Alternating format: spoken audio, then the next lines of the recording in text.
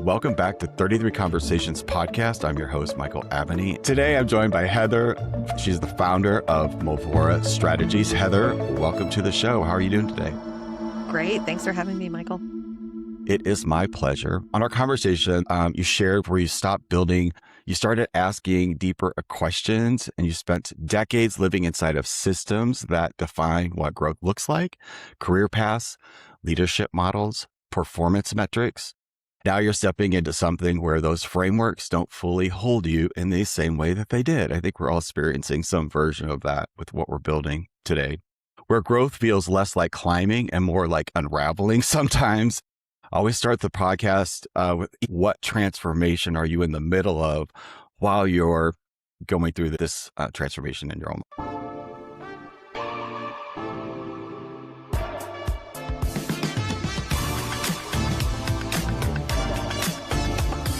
Kind of several all at one time, which makes this really interesting. There's the career transformation of not working internally inside organizations, starting my own business based upon is where I think I can have the greatest impact and what are the work I feel called to do. And then there are a couple personal transformations as well. My husband and I are recently empty nesters and decided to go on a little adventure, uproot our lives, move to a completely different part of the United States and start fresh, if you will, and kind of rediscover each other as a couple and what do we enjoy doing now at this stage of our life when things don't revolve around our kids? And then I'm just on my own personal transformation journey. I'm a big believer in adult development and what it takes to continue moving through those stages and exploring what the next stage looks like for me and what have I learned from this one and what does the next one have in store for me. So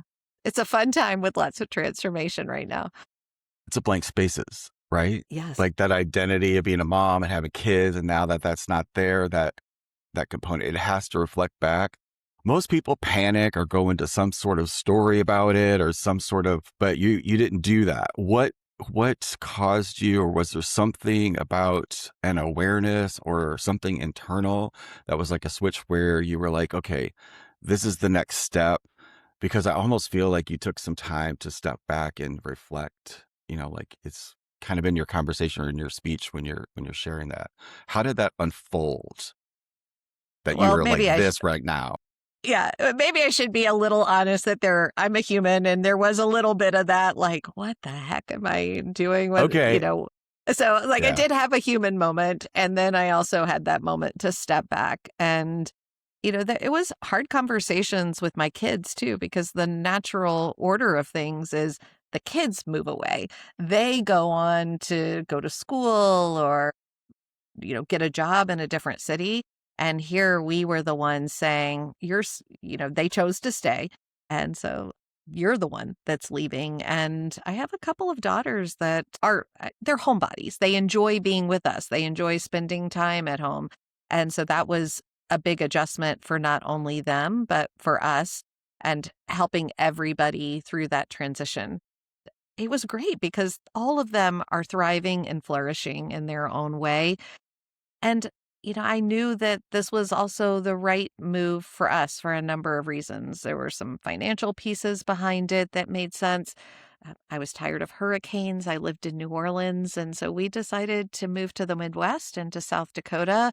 We had friends up here. We had visited and we're just looking to create a new life. And not that there was anything wrong with the one we were leaving, but there was something more that we were hoping for and wanted to experience seasons and being able to be outdoors in the summer and a place where we had friends that we wanted to do life with. And so we were exploring all of those things. And the career shift just happened to be something that was not necessarily planned, but the timing seemed right. And so we took the leap. What's the one thing that was unexpected about it that you it's where that edge of that conversation is, we all have that want to do what you do, or there's this urge to do it, but it's another thing to actually go through the experience and then do that thing.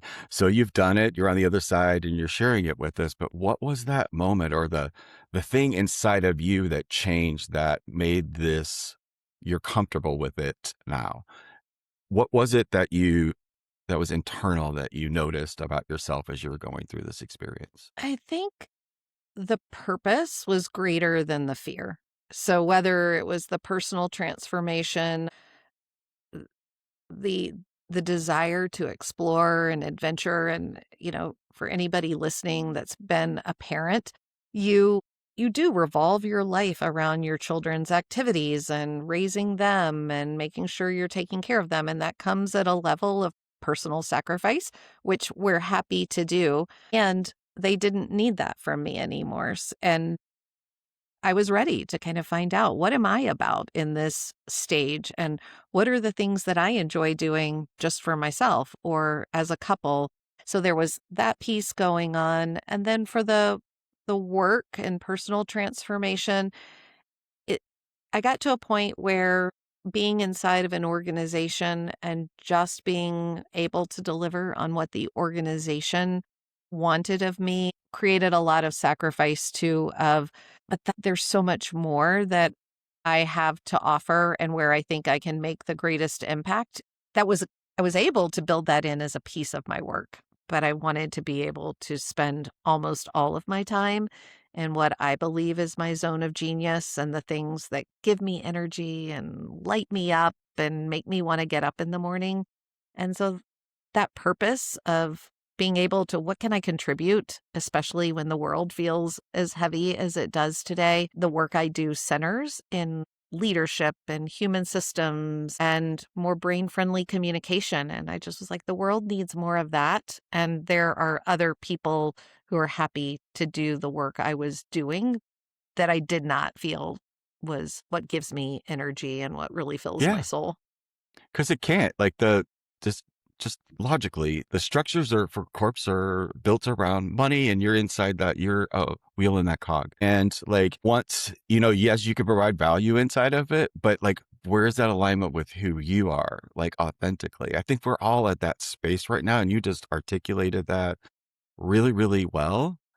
And I know the signs. Like there were signs as you were still there that a lot of us miss because the universe will whisper in your ear, tap you on the head, and they'll knock you to your knees.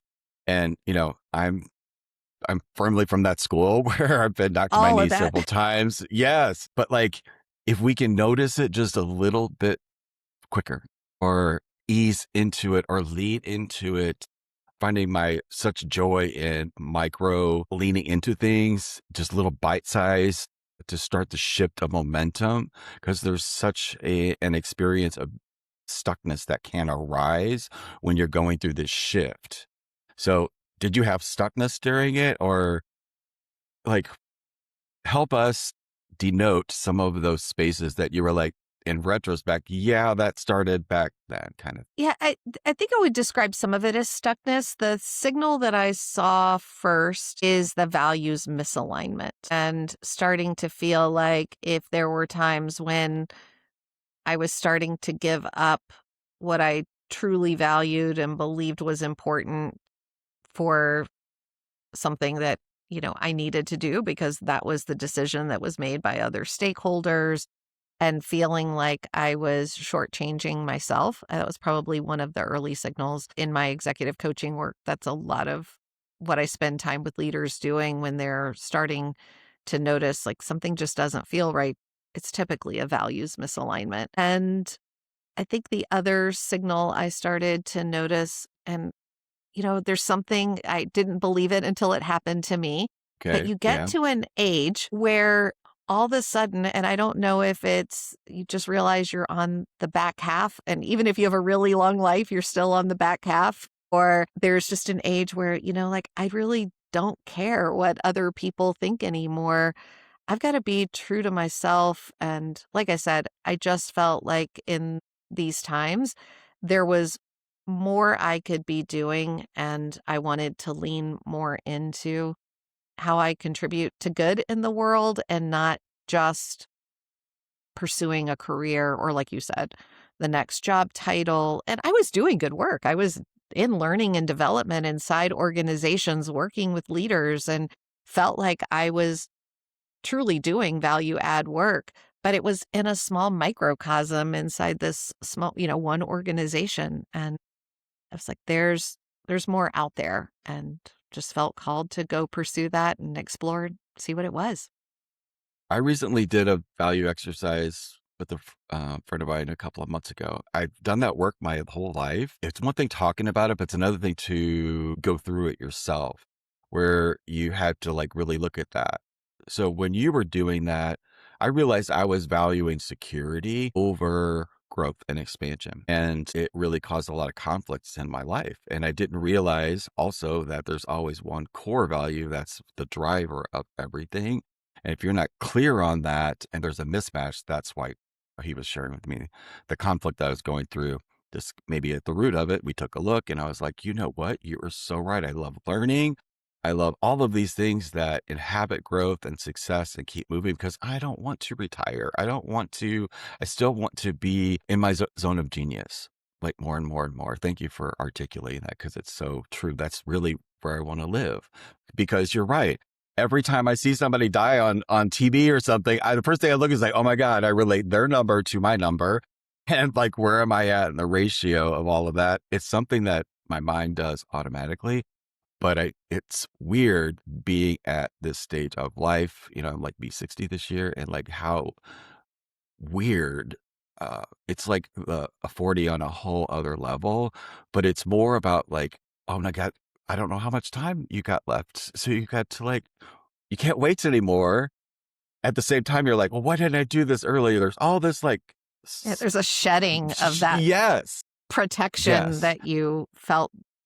And some yes, of them are real. I mean, one of the yeah, things that I needed to be inside of an organization because, health insurance for my husband was a big deal. And that was how we could provide for it. And now that he's Medicare eligible, that shackle was no longer just one of the factors that I had to weigh into the whole decision. yeah, So there are some of these things that are real things that we have to absolutely, navigate yeah. economically or socially or whatever the case may be. But those pieces that you talked about with the values too, not only was it the signal, but it's also been the thing that has allowed that I've leaned into as I've navigated or as I am navigating these transitions, because my two core values are courage and legacy.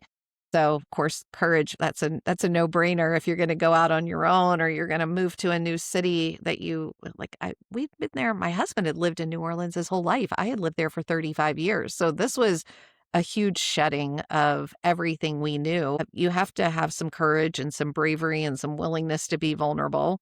And then the other piece for me is legacy. What am I leaving behind? And not just from an inheritance from my kids' standpoint. I mean, obviously that's important, but what's my life going to be known for? Did See, I leave yeah. people better than I found them? Did I make a positive impact in some aspect of this world that not that there'll be books or anything written about me, but just like if somebody says, and they bring up my name, that there's positive things they associate with that. And like I said, that I left people better than I found them, that I've set the example that I want my kids to follow and feel like that they're better humans in this world and have helped build characters that I'm happy to send out into the world. And so that was really important to me. And I still lean into those every day when things are hard or when I'm struggling.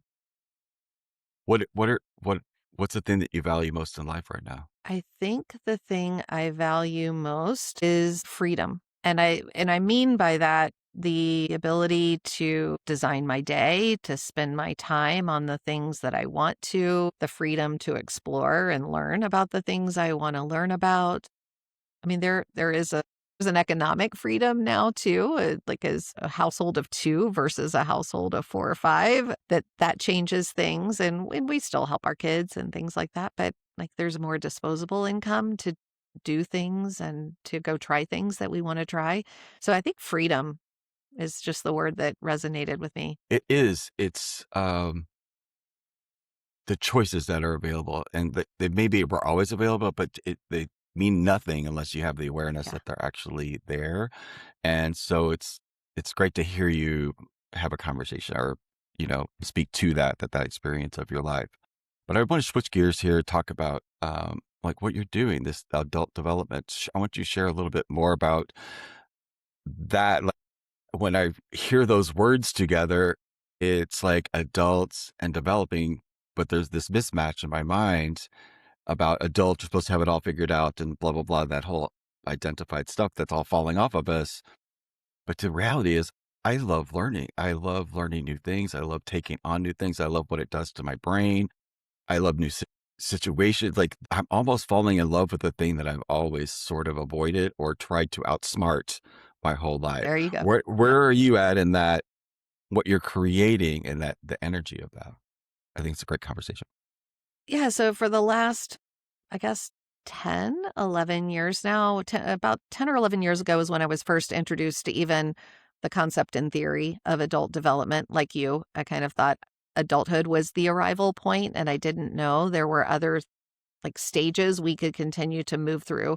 So once I learned about it and learned about that work, learned about, what shifts at the different stages, I became a passionate student of that and then also a practitioner. So that's what I help leaders do is continue to move through their stages, understand where they are now, what gifts they can bring forward, and then what does it look like to deploy those in different ways and make meaning of our world in different ways. So I'm passionate about educating that there is there is this world of adult development because I think the reason why most of us don't continue that progression is, hey, we just don't know. And so when you start looking around and benchmarking yourself against others, the world, you start saying, okay, well, I feel more evolved than that. Maybe I've worked with a therapist or worked with a coach or something. So, like, I've done my work and I'm I feel like I'm pretty evolved compared to, the general average. You don't have a lot of models if you start looking at where adults sit on these stages as you continue to move into the higher ones. There's not a lot of models to look to. So, and if we do look to them, we're like, oh, well, that's just because they're them and they were born different than the rest of us. Yeah. And that's Yeah. frankly not true. I mean, they've done Yeah. their work in different ways. So I'm very passionate about understanding it for myself and continuing to explore and push myself into my own developmental growth edges and then helping others do it because if we don't know, then we're not as likely to pursue it. And I think we see some of the challenges of where we run into our own limitations, where what served us at one stage or the previous stage doesn't serve us anymore. What got you here can't get you there. It's this always space of it's always true all of the time. Yes. And no matter how micro I look at it or macro look at it, it's the same. But it's also the thing that it's the hardest thing to like hold with you because there's such a propensity to just fall into the illusion of whatever it is that we're around or the emotion of it. But from your perspective, what is the hardest part about moving out of that, or what do you got to let go of as you evolve? Well, Because that's that's what it exactly it. is. It's Yeah. it's the letting go of something. And so, like, for example, one of the things that I learned about myself as I started doing this work is that I very much had built my identity around my ability to learn.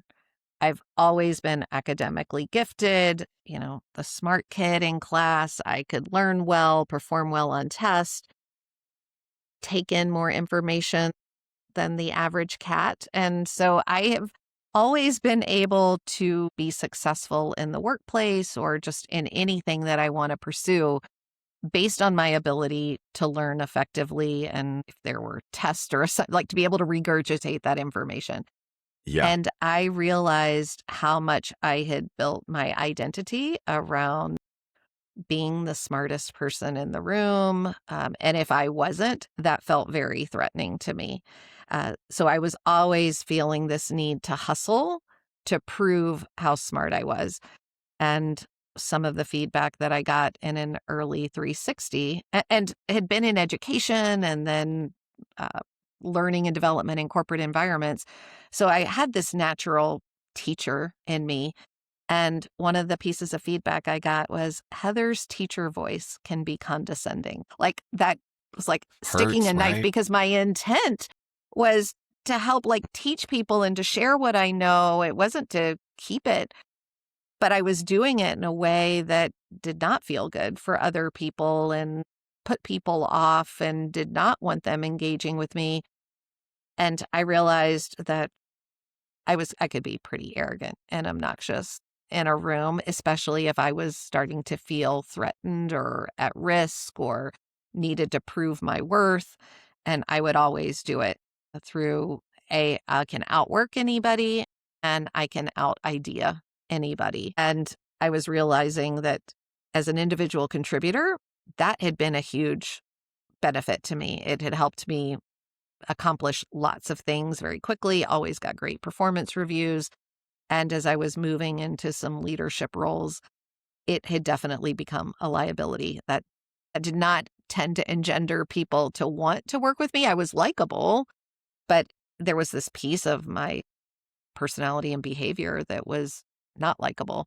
And so I started going to work on, like you said, why am I protecting myself? What am I afraid of Yeah. that Yeah. if Yeah. I don't show up that way, what's at risk for me? And so I started doing that work and realizing like where it wasn't serving me, where those beliefs and where some of those assumptions had come from, how they got formed. Like that they were true for that stage of my life. They did not need to be true in the For next this. stage. So have worked on Yeah. that. Now I'm just at a whole another level. I've been able to let some of those things go. They still sometimes run in the background, but I'm much more able to regulate and mitigate the risks of those. I can be smart. I can have good ideas without having to override others or bully my Yeah. way in. Yeah. And It's yeah, it's a fundamental trap of leading or speaking or because most of us are just 5 minutes ahead of everybody else so figuring things out. It's like there's this system. I've had like a coach I had at the very beginning of my career was like so he was like getting in front of a room is you to be effective you have to have all of your buttons pressed. You can't be hookable when you're talking to people or be effective. You think you are, but it's like one of those things that you actually can't do until you actually put yourself through the fire of being there. And then the incredible part or miracle part is that somehow you got the feedback because it's really difficult for people to give feedback that is that direct. But at the same time, that truth helped you unlock and go down the next path. So it's like cyclical how it takes you stepping out into it, like your new career, moving. It takes you getting past whatever those things are to then like cycle you sort of up the loop as you evolve. Does that it's the whole resonate? intent versus impact piece. My intent was good. The impact I was having was Yeah. awful. And I had to see that those two things were not connected. And like, okay, so it's not enough just to have good intent. I have to be able to let go of being or feeling like I needed to make sure everybody knew I was smart, to believe that I was adding value.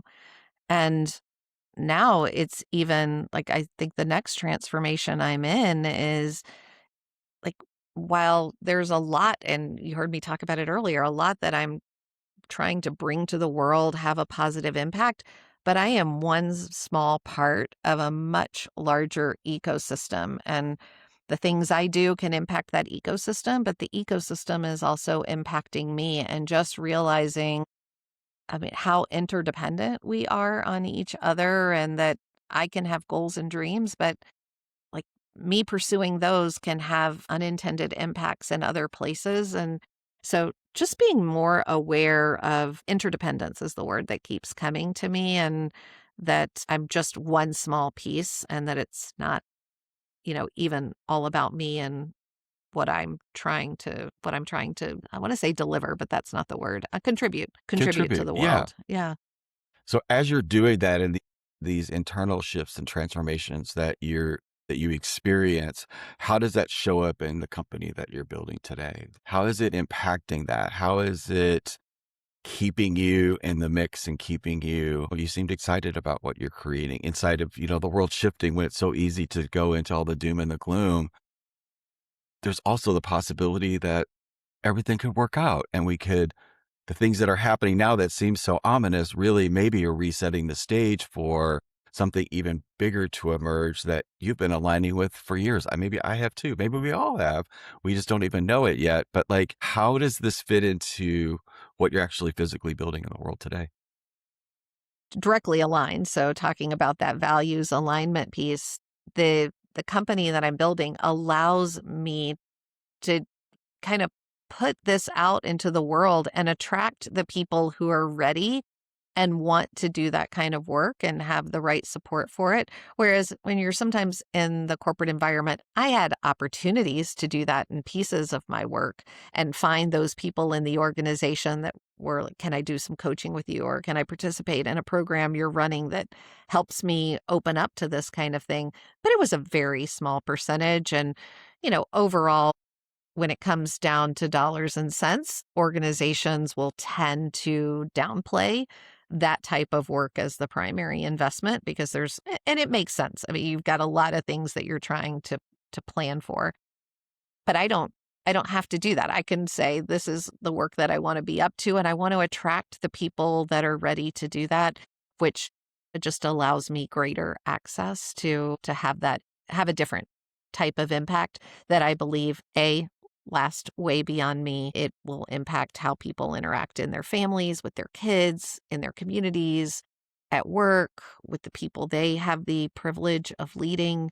And, like that's work that ripples out. And it feels like I can do a little drop that's going to have a big ripple, even if I just work with a few people that really want to step into that. So It feels good, doesn't completely it? aligned. Yeah, oh my gosh. It's like Yeah. I get up every day excited about what I'm doing. I've Yeah. always kind of been that way, but just the freedom that I feel at this chapter to be able to build a whole business that's what we're about. Yeah. And it's just, if you're going to create, you're going to create. So if like, because of the time, because of the potential, whatever, nobody knows how much time we have left or whatever it is, but the it adds the develop or the thought or the potential to, okay, I've only got X left and I want to make the most of it. So leverage comes up. And how can I now create where I'm making the biggest impact with the least amount of effort because it's going to allow whatever it is or whoever it is I'm helping or talking to. It's why I love talking to people that are creating things in the business community because I believe that there's a next generation. If I can give that back, this content just keeps living. And as long as I keep having the quality and the conversations, and I'm talking about that human factor that, we are not the things that we build. That's the core of everything it's the core of what happened to you. It's the core of like all of the conversations that I'm having is that realization that nothing else will work anymore if we're not coming from that first.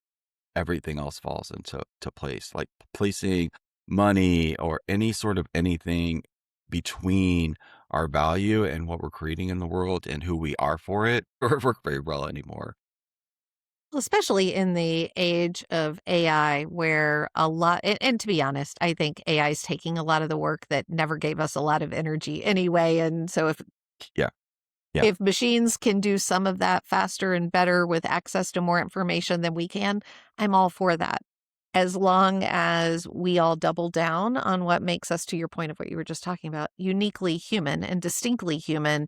And how do we continue to advance those capabilities so that like our identity and our value is built around how we're how we're interacting with each other, how we're redesigning our systems for the things that we want, how are we pursuing purpose, and our passions over just being afraid of that we can't do that or that doesn't hold value. And so those are the things that I want to unlock is what makes us uniquely human and how do we how do we better handle the complexity that's coming at us, the speed that's coming at us, and the work I'm doing is just trying to get more embodied and not trust this. So talk about what do you leave behind?